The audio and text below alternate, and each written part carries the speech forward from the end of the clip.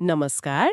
आज हामी एउटा निकै दुःखद र गम्भीर घटनाको विस्तृत चर्चा गर्दैछौँ। नमस्ते। हो, यो 12 जुन 2025मा भएको एयर इन्डिया फ्लाइट 171 को दुर्घटना। अहमदाबादबाट लन्डन ग्याटविक जाँदै गरेको विमान। र यसलाई अझै महत्त्वपूर्ण केले बनाउँछ भने यो बोइङ 787-8 ड्रिमलाइनर विमानको पहिलो घातक दुर्घटना हो क्या। हो र यो त एकदमै गम्भीर कुरा भयो। यसले त उड्डयन सुरक्षामाथि नै प्रश्न उठाउने भयो। बिल्कुल। हाम्रो उद्देश्य पनि आज उपलब्ध जानकारीहरू केलाएर यसका मुख्य पक्षहरू हेर्नु नै हो। ल त्यसो भए घटना कसरी भयो त्यतिबाट सुरु गरौँ न। हुन्छ। 12 जुन 2025 दिउँसोको समय ठिक 1:38 बजेतिर भारतीय समय अनुसार अहमदाबादको सरदार वल्लभभाई पटेल अन्तर्राष्ट्रिय विमानस्थलबाट उडेको होइन त? हो। उडान भरेको केही मिनटमै यो दुर्घटना भएको देखिन्छ। कति उचाइमा पुगेको थियो होला? धेरै माथि पुग्न पाएको थिएन। करिब 625 फिट जति उचाइमा पुग्दा चालक दलले मेडे कल जारी गरेको सुन्यो। मेडे कल, त्यो त एकदमै आपतकालीन अवस्थाको संकेत हो नि? हो नि, सबैभन्दा गम्भीर आपतकालीन संकेत। त्यस लगत्तै विमानसँग एयर ट्राफिक कन्ट्रोलको सम्पर्क टुट्यो। अनि विमान सिधै तल खस्यो। एकदम तीव्र गतिमा खसेको देखिन्छ। अनि खस्दाखेरि त्यो अहमदाबादको घना बस्ती मेघानी नगरमा। बस्तीमा कहाँनिर? बीजे मेडिकल कलेजको होस्टेल भवनमाथि नै बजारिन पुगेछ। ओहो, टेकअफको यति छिटो दुर्घटना हुनुले त केही प्राविधिक गडबडी नै संकेत गर्छ होला है। प्राय त्यस्तै हुन्छ। अब मानवीय क्षतिको कुरा गरौँ, जुन निकै डरलाग्दो छ। कतिजना थिए विमानमा? विमानमा 230 यात्रु र 12 जना चालक दलका सदस्य, जम्मा 242 जना। धेरै रहेछन्। कुन कुन देशका नागरिक थिए भन्ने केही छ? 169 जना भारतीय नागरिक नै भए। त्यसपछि 53 जना ब्रिटिस नागरिक। ब्रिटिस पनि उल्लेख्य संख्यामा रहेछन्। हो, अनि 7 जना पोर्चुगिज र 1 जना क्यानाडाली नागरिक पनि थिए। अनि मृतक संख्या कति पुग्यो त? प्रारम्भिक अनुमान के छ? अनुमान अलि फरक छ, तर विमानमा सवार र जमिनमा भएका मानिसहरू समेत कुल 290 जना जतिको मृत्यु भएको हुन सक्ने देखिन्छ। 290? यो त भयानक भयो। हो, विमानमा भएका मध्ये 204 देखि 241 जनासम्मको मृत्यु भएको अनुमान छ। अनि जमिनमा पनि कम्तीमा 5 जना स्थानीय बासिन्दाको मृत्यु पुष्टि भएको छ। शहरी क्षेत्रमा विमान खस्ताको जोखिम कति हुन्छ भन्ने यसले प्रश्न देखाउँछ। एकदम। तर यो विपत्तिमा एउटा चमत्कार नै भन्नुपर्छ, एउटा घटना भएको छ। के भयो र? सीट नम्बर 11A मा यात्रा गरिरहेका 1 जना यात्रु अजय या विश्वास कुमार रमेश नाम गरेका ब्रिटिस भारतीय नागरिक, उहाँलाई जीवितै उद्धार गरियो। साँच्चै यत्रो दुर्घटनाबाट जीवित? हो, उहाँ अहिले अस्पतालमा हुनुहुन्छ।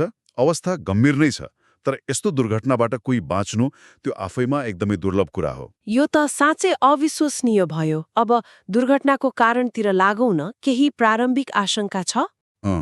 प्रारम्भिक रिपोर्टहरूले के भन्छन् भने टेकअफ लगत्तै विमानको इन्जिनले पावर गुमायो कि भन्ने छ। Power loss. इन्जिन फेलियर हुनसक्छ। मेडिकलले पनि गम्भीर आपतकालीन अवस्था त देखायो नै, तर अब वास्तविक कारण त विस्तृत अनुसन्धान पछि नै थाहा होला। अनुसन्धान कसले गर्दैछ? कुन कुन निकाय संलग्न छन्? यसमा भारतको नागरिक उड्डयन महानिर्देशनालय DGCA र विमान दुर्घटना जाँच ब्युरो AAIB छन्। AAIB? हो, AAIBले मुख्य जिम्मेवारी लिएको छ। अनि उनीहरूले अमेरिकी विमान निर्माता बोइङसँग पनि सहकार्य गर्दैछन्। बोइङ आफै पनि सामेल छ। निर्माता कम्पनी आफै अनुसन्धानमा हुँदा अलिकति स्वार्थ बाजिने जस्तो हुँदैन र? यो सामान्य अन्तर्राष्ट्रिय अभ्यास नै हो। विमानको प्राविधिक पक्षको सबैभन्दा गहिरो जानकारी त निर्मातासँगै हुन्छ। ए हो र? हो, तर अनुसन्धानको नेतृत्व र अन्तिम निष्कर्ष चाहिँ स्वतन्त्र निकाय AAIBले नै निकाल्छ। त्यसैले जोखिम कम गर्ने प्रयास हुन्छ। के कुरा हेर्छन् अनुसन्धानमा? धेरै कुरा हुन्छन्। Flight data recorder, cockpit voice recorder, जसलाई ब्ल्याक बक्स भनिन्छ नि। Black box. त्यो। अनि विमानको इन्जिन, संरचना, मर्मतको रेकर्ड, पाइलटको तालिम, ATCसँगको कुराकानी, सयौं पक्ष हुन्छन्। घटना लगत्तै उद्धार कार्य कस्तो रह्यो? उद्धार तुरुन्तै सुरु भएको थियो। NDRF राष्ट्रिय विपद प्रतिकार बल अनि स्थानीय दमकल, प्रहरी, एम्बुलेन्स सबै खटिए। घन बस्तीमा त गाह्रो भयो होला है। निकै चुनौतीपूर्ण थियो। प्रधानमन्त्री मोदीले पनि तुरन्तै दुःख व्यक्त गर्दै राहत र उद्धारमा जोड दिन निर्देशन दिनुभयो। एयरलाइन्स र बोइङको के भनाइ आयो? दुवैले, एयर इन्डिया र बोइङले दुःख व्यक्त गरेका छन् अनि अनुसन्धानमा पूर्ण सहयोग गर्ने बताएका छन्। बोइङलाई त ठूलो दबाव पर्यो होला नि यो 787 को पहिलो यस्तो दुर्घटना भएपछि। एकदमै। उनीहरूको यो मोडलको सुरक्षा रेकर्डमा नै प्रश्न उठ्यो नि त। सामाजिक रूपमा अनि अन्तर्राष्ट्रिय स्तरमा कस्तो प्रतिक्रिया रह्यो? पीडित परिवारहरू त अब गहिरो शोकमा छन् नै। स्थानीय बासिन्दा डराएका छन्, उनीहरूको सम्पत्तिमा क्षति पुगेको छ अनि अन्तर्राष्ट्रिय स्तरमा खास गरी बेलायत र क्यानाडाबाट संवेदना आएको छ। त्यसो भए आजको यो छलफललाई हेर्दा एयर इन्डिया फ्लाइट 1771 को दुर्घटना एउटा भयानक मानवीय क्षति भएको घटना रह्यो। हो, सयौंको ज्यान गयो। अनि यो बोइङ 787-8 जस्तो आधुनिक विमानको पहिलो घातक दुर्घटना हुनुले यसलाई थप गम्भीर बनाएको छ।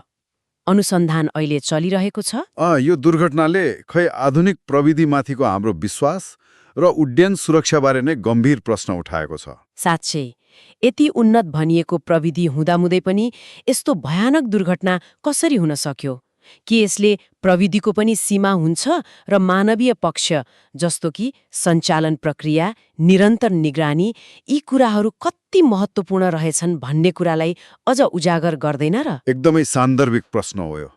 अनुसन्धानको निष्कर्षले सायद यसतर्फ केही सङ्केत गर्ला कि